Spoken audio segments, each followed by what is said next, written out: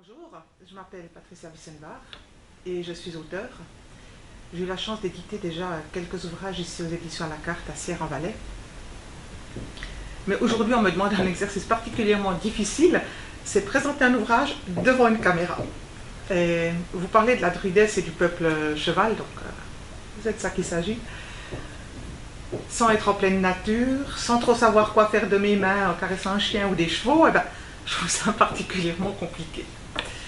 Mais c'est pas grave, on va essayer. Donc, pour moi, un livre, c'est d'abord quelque chose de vivant.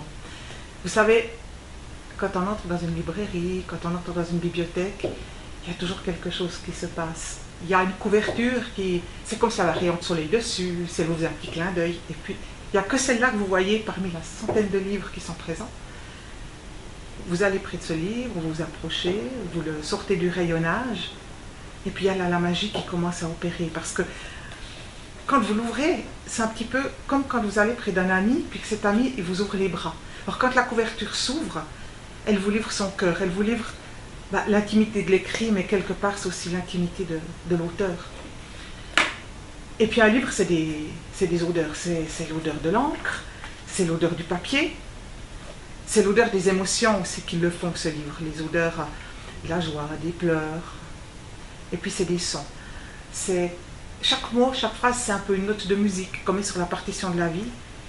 Et puis quand on a refermé le livre, c'est un petit peu un bout de la symphonie de l'existence qu'on a entre les mains. Et un livre, ça doit vivre. Un livre, on la note, on pleure avec, on le transporte, on le prend dans le train, on le prend à son bureau, on le prend dans le lit, on le prend en pleine nature. Alors c'est difficile d'en parler. D'autant plus que vous me voyez, mais moi je ne vous vois pas. Donc j'arrive pas à me connecter à qui vous êtes, à ce que vous attendez de moi. Par contre, je sais qu'il y en a pas mal parmi vous qui disent de moi que je suis chamane, que je suis druidesse. Si c'est vrai, fondamentalement, ça veut dire que je suis aussi conteuse. Et ça m'arrange parce que j'ai pas envie de parler d'un livre que vous allez bientôt avoir dans vos mains physiquement, que vous allez découvrir. Par contre, vous comptez comment il est né, alors ça, oui, ça me parle. Ça, je trouve sympa. Et puis, je trouve agréable, pour une fois, de montrer comment l'âme d'un livre se concrétise dans la matière. Alors, imaginez-vous maintenant qu'on est tous assis ensemble autour d'un feu, il fait nuit. Et puis, je m'assieds avec vous dans le cercle sacré, j'offre aux flammes une bûche pour lui donner à manger à ce feu. Et ensemble, on écoute un petit moment le silence. Je prends le temps de me connecter à vos âmes, à vos cœurs. Je demande à mon verbe d'être juste, à ma parole d'être authentique. Et par la main, je vous amène visiter notre monde, celui que vous connaissez bien, mais que vous ne voyez pas forcément. C'est ce monde de l'invisible. Ce monde où les synchronicités sont des évidences, et puis où finalement les hasards n'existent pas. Un conte. Il était une fois un petit village, au-dessus du grand fleuve, qui nourrit ces terres, cette grande vallée qui a été forgée par les glaces et par les eaux. Un petit village tout ordinaire, pendu entre les vignes et les alpages. Il y a des vignerons, des agriculteurs parmi les habitants de ce village, des enfants, des mamans, des papas, des ouvriers, des banquiers, enfin, des gens juste ordinaires. Même le temps y est ordinaire. Il est juste égrené par la grande horloge qui est fixée sur la face nord du clocher. Et puis, à midi, il y a les 12 coups de l'église qui sonnent pour appeler les enfants à rentrer pour manger. Et puis ces mêmes cloches sonnent les enterrements, sonnent les mariages, les fêtes paroissiales. Bon, rien de plus ordinaire finalement. Mais par contre, dans les grands prés alentour du village, il y a un troupeau de chevaux. Et dans ce troupeau de chevaux vit un magnifique cheval brun, avec une crinière et une queue blonde. Il s'appelle Omani. Et c'est avec lui que tout a débuté, en 2011. Quand il est arrivé dans ce village, en étant condamné à la boucherie par les maréchaux ferrants et les vétérinaires, suite à une maladie qui détruisait ses sabots depuis des années. Ce cheval, Omani, il a été accueilli autant par ma famille humaine qu'animale, avec une seule envie, c'était de lui donner l'opportunité de nouveau danser avec la vie. Alors pour lui, j'ai recommencé à étudier, à apprendre.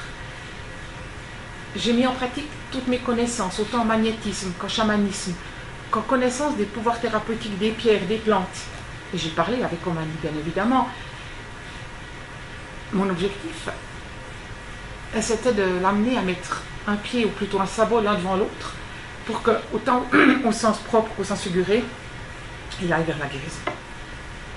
Et on a gagné. Lui et moi, on a gagné. Et son premier galop libre dans la nature, avec la crinière au vent, eh bien, ce premier galop, c'était le point final de ce premier livre que j'ai édité ici aux éditions à la carte, qui s'appelle Omani danser avec la vie. C'est celui-ci ici. Et suite à ces pages, j'ai reçu beaucoup de courriers de lecteurs. Il a été lu par des centaines de personnes, et je crois que j'ai reçu presque autant de messages de retour, tous avec beaucoup d'émotion, avec beaucoup d'empathie, avec des questionnements aussi. Et puis, une envie qui revenait régulièrement de la part de vous tous, de vous les lecteurs, c'était la suite. Omani devenait quoi? Alors, une suite, ben voilà, ben, ça ne résonnait pas très bien en moi. Écrire une suite, en faire un livre, un nouveau livre avec des écrits, l'imprimerie, non. Une suite, il y aura, on vous la promet, mais ça sera un film, il est en devenir, il est en gestation, donc il y aura une suite. Par contre, vous m'avez quand même donné l'envie de reprendre ma plume. Et puis, dans tous vos courriers, dans nos rencontres, parce que vous êtes beaucoup parmi vous à être venus voir Omani chez nous à la maison, on était beaucoup à partager ensemble un verre de blanc et parfois une raclette. Donc, souvent il y a des questions qui reviennent, toujours un peu les mêmes. Mais c'est quand que tu as commencé à parler avec les animaux et les plantes? Tu fais comment pour magnétiser? La rivière qui coule, elle dit quoi? Et puis finalement, ce que tu fais, c'est quoi? Et ça sert à quoi? Et puis à un moment donné, il fallait bien y répondre à ces questions. Alors, je l'ai fait souvent.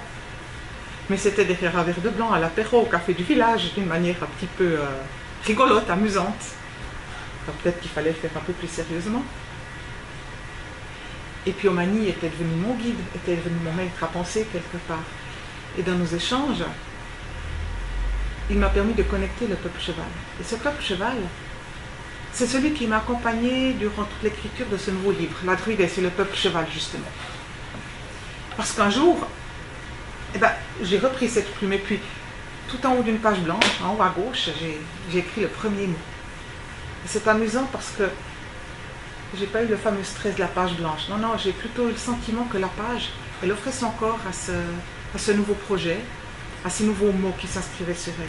C'est comme si elle pompait l'encre pour s'en imprégner complètement et ensuite vous la restituer à travers les phrases et dans l'authenticité, dans la vibration réelle. Donc, le peuple cheval était là, tout le long de l'écriture. Et dans ce livre, il m'a autorisé à vous redonner certains secrets sur les allures des chevaux, sur les saisons, sur leur manière d'évoluer. Mais bien évidemment, et vous allez vous en rendre compte très vite, je parle aussi de ce qu'on peut ressentir quand on se colle contre le tronc d'un arbre et qu'on retrouve cette verticalité qui est propre à l'humain. Cette verticalité entre le ciel qui est notre Père spirituel et la terre qui est notre Mère spirituelle. J'y parle aussi, avec pudeur quand même, des rencontres avec les êtres élémentaires, de leur chaleur, de leur présence, de leur caresse, de leurs mots. Et puis, à certains moments, je parle aussi des femmes déesses, des femmes lunaires, celles qui sont à la base du chamanisme des origines, du vrai chamanisme. C'est tout ça, lecteur, que tu vas découvrir à travers la Druide, c'est le peuple cheval. Mais avant que tu te relèves de derrière ton ordinateur et puis que tu arrêtes de m'écouter, j'aimerais juste encore te remercier. Tu es peut-être surpris, mais finalement, si tu m'écoutes, c'est que tu es vivant, que tu existes sur cette terre et que ton énergie est interconnectée avec tout le reste de ce qui vit.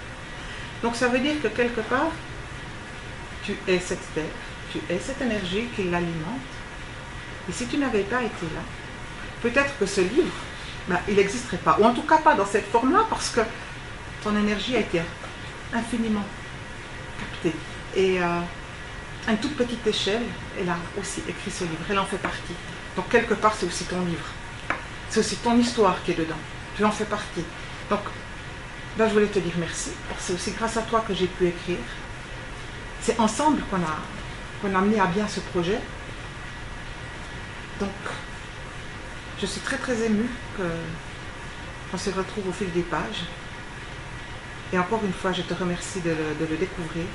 Et je te demande simplement qu'à travers les mots, qu'à travers les phrases, tu apprennes que tu apprennes à être qui tu es dans ton essence même, et que tu oses l'exprimer, et que tu oses vivre, et que tu oses aller à la rencontre de qui tu es réellement. Merci et gratitude.